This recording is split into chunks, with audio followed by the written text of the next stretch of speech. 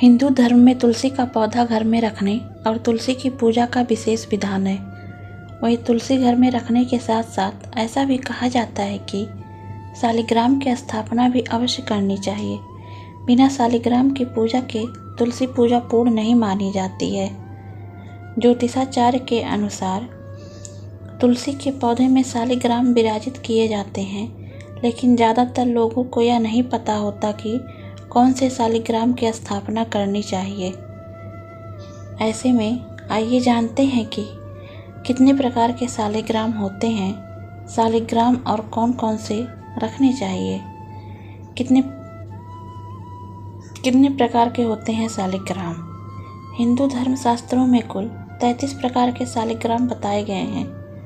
इन 33 प्रकार के शालिग्रामों में से 24 प्रकार के शालिग्राम को भगवान विष्णु के 24 अवतारों के रूप में माना जाता है।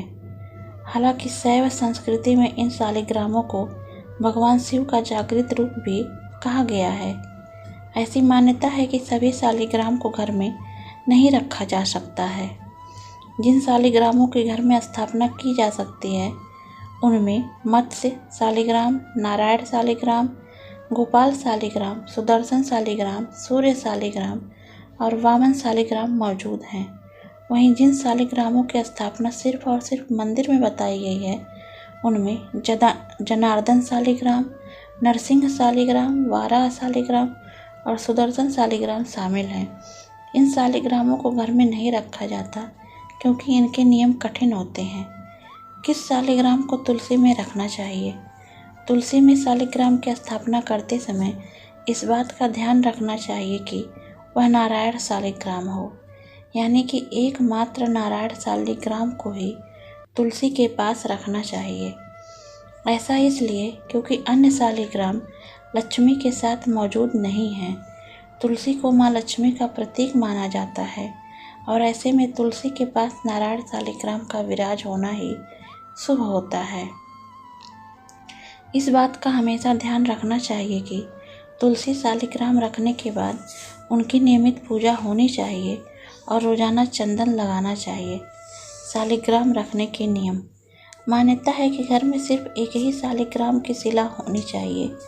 एक से अधिक शालिग्राम रखने से व्यर्थ के संकट आते हैं और आर्थिक हानियों का सामना करना पड़ सकता है।